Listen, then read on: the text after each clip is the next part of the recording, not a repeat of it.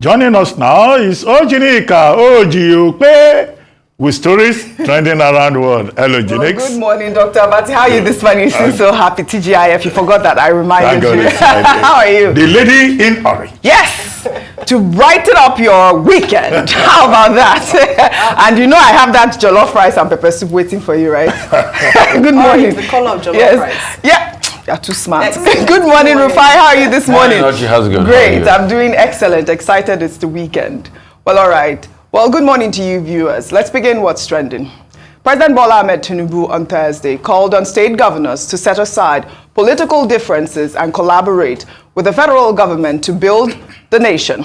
Tinubu made the call during the breaking of Ramadan fast with governors at the State House in Abuja. He also emphasized the importance of transitioning from politics to governance, noting the need for unity and cooperation among all stakeholders, and expressed optimism about the future of Nigeria. If we recognize the need to build the nation together, the closest aspect of it is over. In terms of governance, is now. The framework is not as dark as when we started. We're getting clearer. And it's going to be brighter and brighter. In the name of Allah. All right, President Bola Tinubu again sounding the right notes. But I mean, I don't think a lot of Nigerians will agree with the fact that things are getting brighter and brighter. Because in the meantime, terrorists who kidnapped over 250 students in Kaduna State have demanded 1 billion naira for their release. A spokesperson for the community, Jubril Aminu, said he received a call from the kidnappers on Tuesday, March 12th, demanding the ransom. The defense headquarters, on the other hand, on Thursday, attributed the delay in the rescue of abducted school children in Kaduna and Sokoto States to a late report of the incident to the response team in the affected communities. The Director of Defense, Media and Operations, Major General Edward Buba, made this known while briefing journalists on Thursday. He also noted that the hostages are being held in locations that are difficult to get to and described the terrorists as cowards. The situation is, however, indicative of the desperation of these terrorists to avoid troops' onslaught by all means. You may recall that in recent times, troops have decimated several of the terrorist leaders, their commanders and their foot soldiers, and are fast closing in on several others. The terrorists have exhibited gross cowardice by going for such soft targets to impede troops' advances. Well, all right, I think that the defense headquarters is right there calling the terrorists cowards because, I mean, they kidnapped school children, young children between the ages of 5 and 7. I mean, they are real cowards, we would say that. But also, if you recall last month, I believe Boderi Ishaku was one of the, terrorists that was neutralized in a gun duel, actually, in Kaduna State. So that was a win for, the federal government as well as the military. But people are asking, where are these young children? Let me pull up a map of Nigeria with this comment going around on WhatsApp. This person wrote, "This is the map of Nigeria showing the states and FCT. It is obvious from this map that Kaduna State is not on any part of Nigeria's international boundaries. It is landlocked. Where did the kidnappers pass through? And where did they go to after allegedly kidnapping 280 people? What this means is that these bandits are squarely inside our land space in Nigeria. How many bandits will it take to kidnap 300 people? How can such a group move with their victims without security operatives detecting them? Who is offering cover to these bandits and kidnappers? Nigeria, are we not sleeping on a time bomb that's already ticking? Well, in the meantime, the governor of Kaduna State, Uba Sani, on Thursday, said that the kidnapped children from Kaduna were moved to neighboring states. He was speaking to State House correspondents after breaking the Ramadan fast with President Tinubu. Most of these children that were kidnapped were moved to another neighboring states, in the case of Kaduna. So we had some good deliberation, and I have no doubt in my mind we will work together and towards the success of the return of the children by the grace of God. All right, Uba Sani here is saying that these terrorists are not in Kaduna State. I guess he has intelligence report. In the meantime, Islamic cleric Sheikh Ahmad Gumi, who was on our nightly news program Newsnight on Thursday, called on the federal government to use non-kinetic measures to negotiate with the terrorists, insisting that the government knows who they are. The government and everybody knows their leader. In fact, there's a book, I Am a Bandit, by one Murtala, an academician. He listed more than 160 bandit leaders. We know their leaders by their names, but you don't know their foot soldiers. You don't know them, all of them. So you just know their leaders. You don't know the foot soldiers. So if you don't know the foot soldiers, how can you be fighting? They can just come in as civilians into the town and go out as and then fight you back. We need to look at this seriously. It's more than just meeting in Abuja. It's more than that. We have to drop to the field locally and see how things can be moved. And one thing, what I realized, the government is not ready to spend money on non-kinetic, but it's ready to spend trillions and trillions on the kinetic aspect. And you know who benefits from that? Non-kinetic is the victim, the victims and the bandits that will benefit from the social program by building schools, building hospitals. But when you put money in the military, it is our generals, unfortunately, to say that that benefit.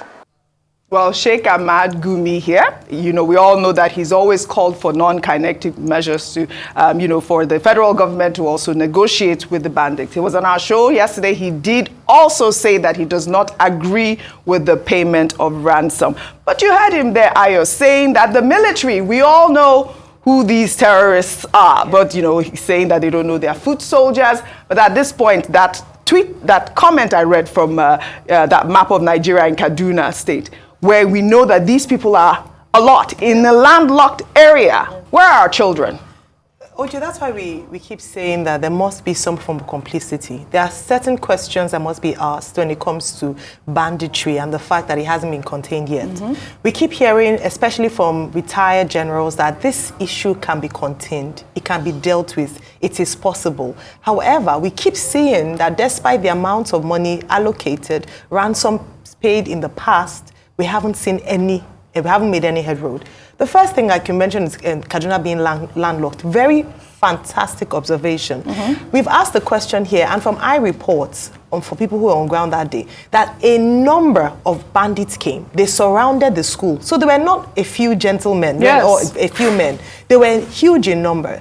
And then they came on motorcycles, and then they abducted about over 200 pupils and teachers, and they made their way out of that vicinity with a military formation or military from just 30 minutes away from there.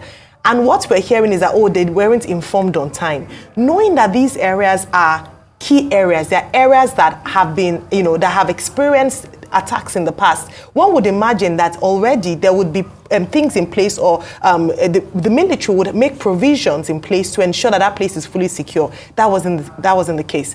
In addition to that, the big question, who is sponsoring these terrorists? That's the big question. Who is giving them the weapons, the sophisticated weapons that they have? How do they have the temerity to demand 1 billion naira and then even be generous with the number of days to pay? It means that there's no confidence that they'll be apprehended within the time limit. Because if you know that there are people on your who are chasing you, you would say within 24 hours, 48 hours, because you know that they're hot on your chase. But you're even the generosity of time. It means in 21 days, we still expect that we'll still have these children with us, or these captives. That's a big statement there. If you're not looking at that. That the fact that they have the confidence and the boldness to ask for such amounts of money with a long term. I'm hoping that the Nigerian military or our security agents will take this challenge. Yes. What we're looking forward to is enough with these recommendations, talks, closed-door meetings, open-door meetings, and the likes. Let us see action. Yes. That's what we are looking forward to. Right. I do subscribe to both kinetic and non-kinetic. I don't think it should be non-kinetic alone, because I think that this must be responded with force. We have to calm down very hard on these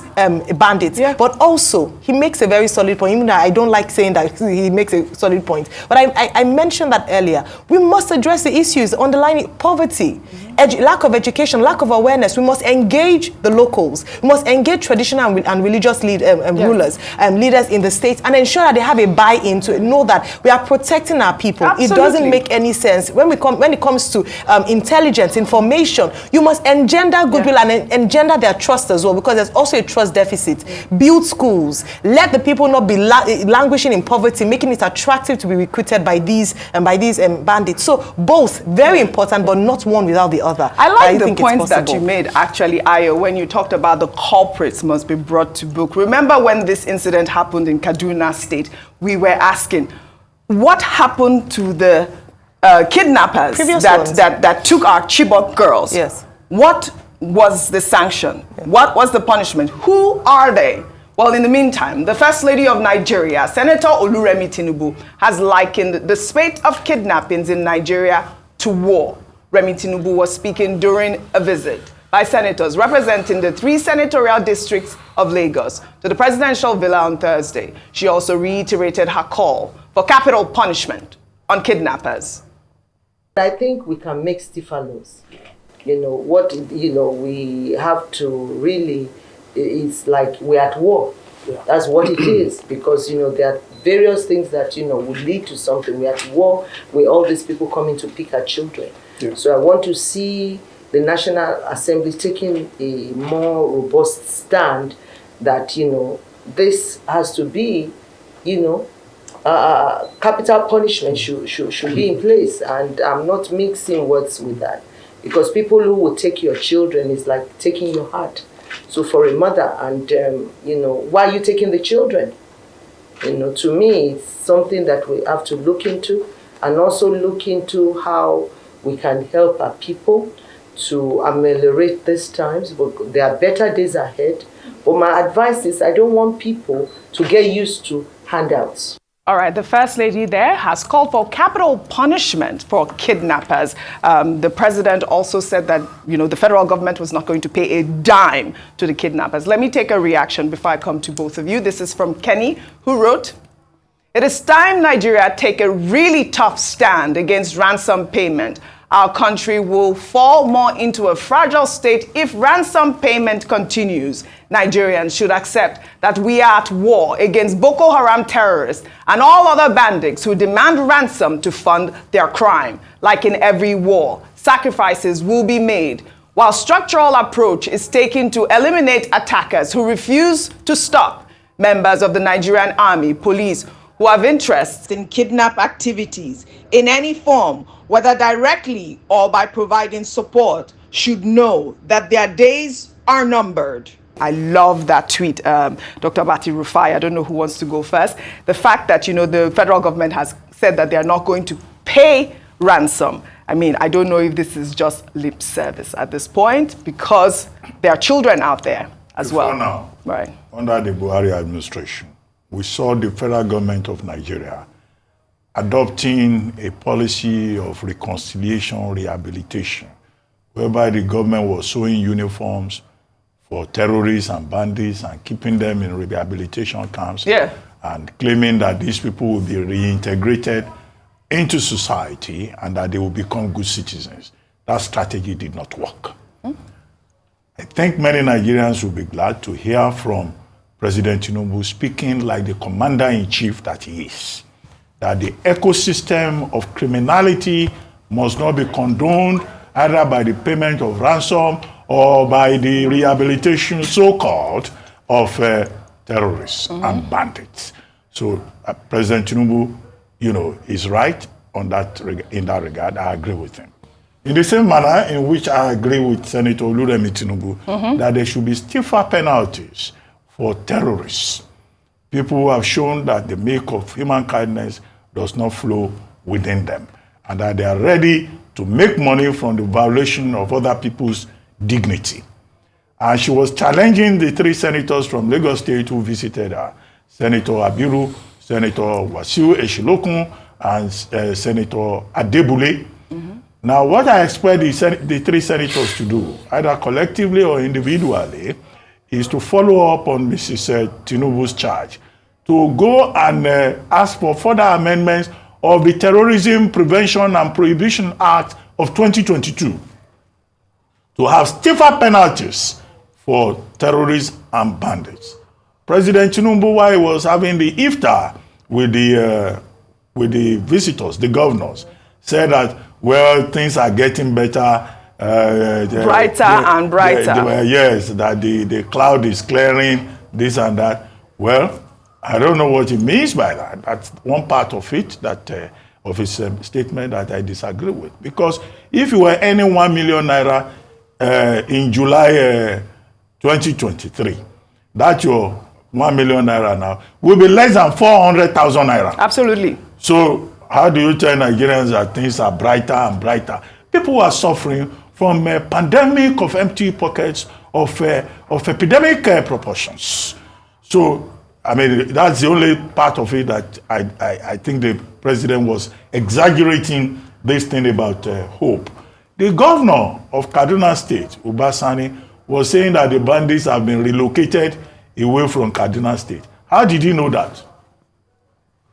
And if they were relocated from Kaduna State, 287 persons, is it that in the whole of Kaduna State that is facing serious crisis of insecurity, that there are no checkpoints? Buba, so the governor needs to come back to us to tell us, you know, where they were relocated to. As for Major General Buba, where he as a security person, what he said, if I read him correctly, is that the bandits, the abducted persons have been taken to difficult locations, but that it's not, such locations are not out of reach. I don't expect him as a trained security chief to come to the public and say, this is where they are located. That's not their training. Right. That's not the way they are trained. But he gave details of, you know, the efforts that they are making, how they have been able to decimate the ranks, and he gave specific details. I like that, you know, in terms of defense headquarters, giving an account to the Nigerian people. But he then over-exaggerated the matter when he said the bandits, the terrorists, as he calls them, know that we mean business. General, sorry, I don't think that they know that you mean business. Otherwise, you know, they will not have this level of impudence. They will not have this level of temerity.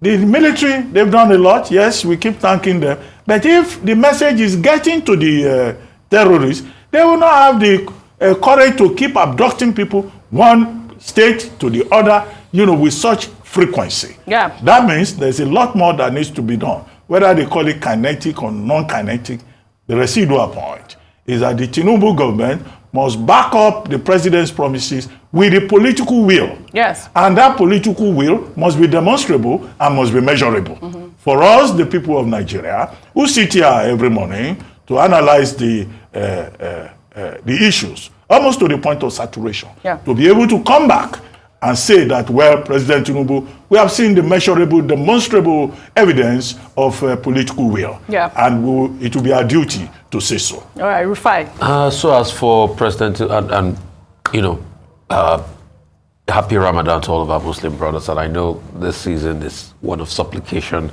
and intense reflection for them. And it's something we should all embrace, what Ramadan preaches, peace and unity. I think it's in that spirit President Tinubu was dealing in hope. I'm sure when he was saying things were getting better, maybe he was singing a song in his mind. Things are getting better. That nursery rhyme. For the Lord is on the throne. Things are getting better. Things are getting better. I am going higher. So I'm sure that's what he was probably singing. But reality is different. Yeah. Our currency has been greatly devalued. The standard of living has plummeted. Insecurity is on the high. Since he came in, all the indices look like things are getting worse. Even the business sector. Yes, there's been some gains, but there have been more losses than gains. We cannot deceive ourselves. So as regards that, the president didn't get it right. But if he was singing the song, things are getting better, probably yes. I know it's a song of hope and optimism. But secondly, as regards the insecurity, so there are a couple of ideas I'm going to throw out there. Number one will be, I get the slant of Sheikh Gumi as regards the problems on ground. Those problems have not been there, had not been there today. They've been there for a while. In fact, I will link them to industry. There was an assessment done as regards the shutdown of the textile factories in the north back in the days and the direct effects and the correlation on the insecurity. So once empowerment and businesses started to shut down and industries that employed a large amount of people, then you started to have a rise of insecurity. And the first point of this shutdown was the early 80s when the economy started to plummet. And that's when you had the first major riot, the Metisani riots. In fact, the study was done then that indicated that the reason for that riot was because of the economic situation. So this problem dates back to many years. Yeah. You are just having fertile ground every day in children's almagery and everything. So I think I get the analogy of the argument of let's bring back empowerment to that area. And it goes back to these lawmakers. Let's bring back empowerment. That's from Sheikh Gumi. Yes. He's saying they should Yes. negotiate. Yeah. Yes. It goes back to the analogy of the lawmakers. Okay, all the money we collected in constituency project, what have they been doing with it? Exactly. One lawmaker that couldn't dare talk on TV how much he collected. And he's been a lawmaker for so many years there. So what have they been doing with this money? They will argue with you, though, if it's not because of what they've been doing, things should be way worse. But the truth has to be said. The politicians in those areas have failed. So how can we speedily bring empowerment back without also stealing the money with government bureaucracy? We've set up a Northeast Development Commission. What has that done? We allocate money to the Northeast Development Commission. How well has that helped? Okay. Secondly, the war economy, a lot of people are benefiting from it. And look at it. Do you want to calculate how much has been collected in ransom in the last 10 years in this country? That money should be a sizable part of Nigeria's budget. God knows how much will be paid. We don't support payment of ransom, but in the end, these things get paid. I mean, the Kankara kids, there was a quid pro quo. Let's not deceive ourselves. As we speak now, conversations are going on. But these bandits... But these bandits, and when you extend the conversation further, was there not a state in this country that former bandits people are people that are close to government? Were there not states in this country that the governor did a photo op with bandits? Are they not the same people that politicians use to execute elections? So when you look at this trail of how it comes around, everybody, elite class, should watch it. Right. Because we might pick a lot of people up.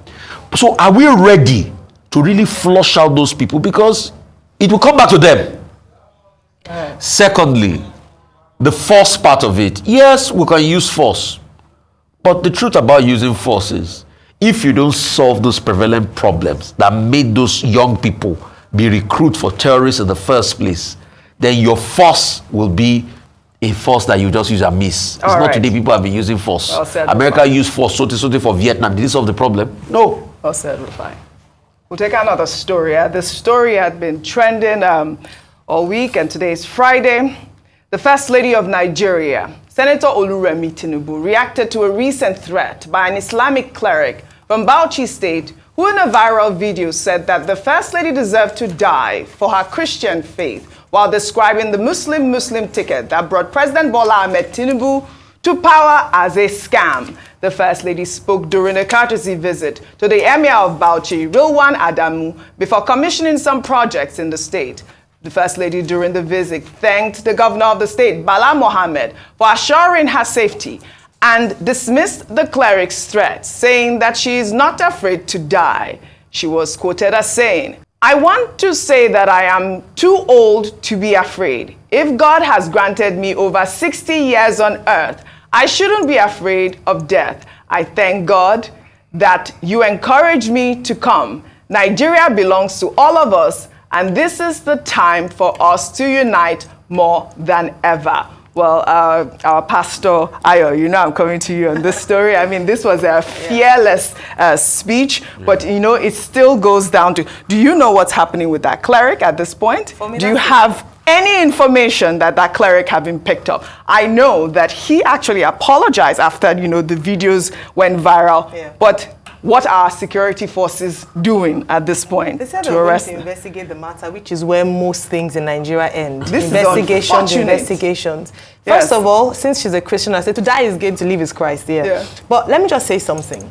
That I love that she's come out to dare or to, because that's a bullying statement, and to come out to stand and say we will not stand for any kind of bullying. I'm very proud of the fact that she did that. But on the flip side, we keep talking about consequences, impunity, the fact that the reign of terror continues because there is no obvious deterrence or punishment for this. How can a cleric obviously threaten the First Lady of the Federal Republic of Nigeria, and all we're hearing is, oh, okay, I apologize, it was misconstrued. We want to see, after the investigation, we must see the end of it. We must see obvious punishment to act as a deterrent, that no one should have the audacity to make such a statement, not just against the First Lady, but any Nigerian, irrespective of what religion they choose to practice. There's freedom of religion as protected by the Constitution, so we have to ensure that this man is brought to the book. I'm proud of her. I'm glad she went there, and I'm glad that she did not, she was not a coward about it. Dr. Abati. Very quickly, Mrs. Remi Tinubu showed courage by going to that same Bauchi state. Where Idris Abdulaziz, that's the name of the renegade cleric. Renegade? Yes, renegade cleric. Threatened that she should be killed because she's a Christian and because, according to him, the Muslim ticket is not working in the interest of Muslims. The police have done something. They've declared him wanted. And this is the second time the Nigeria police will declare him wanted. The question is, why is he still at large? Why? Why have they not been able to, you know, apprehend them? The governor of Bauchi State has apologized. Well, you know, that apology is okay. But the man should be arrested and made to face the law because, as I said, threatening to kill somebody is a felony. Now, beyond all of this, Mrs. Tinubu was saying she's not afraid to die at 64.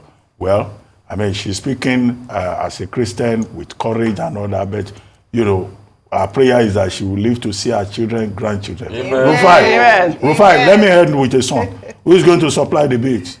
Rufai, you will know the song. Mama, no go die. Let's go Madarugo, Mama. Let's go Madarugo.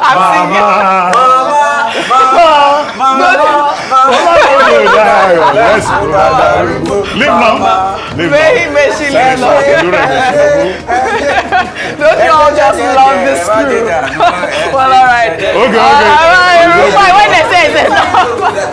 Well, I'd like to thank you all for your great analysis, as always, on What's Trending. I hope you all have a great weekend. May the First Lady live long. Well, that's all I have for you guys on What's Trending today. I'll see you all next week.